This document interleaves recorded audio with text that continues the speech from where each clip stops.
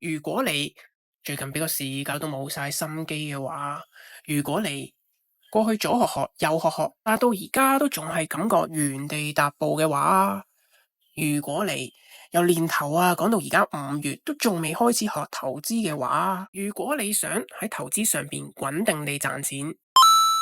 如果你想學到一啲一生受用、涵蓋唔同資產嘅知識，幫到你做到細至定期、大至買樓嘅決定，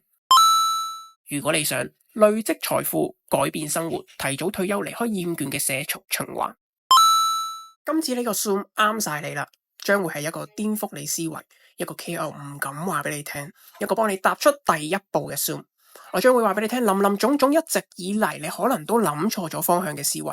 呢啲思維係會阻住你賺錢，甚至導致你輸錢噶。我亦都會分享我喺今次呢個跌市係點樣避開嘅呢？最近幾個月又係點樣去提前部署咗黃金、Bitcoin、弱美元呢啲趨勢嘅呢？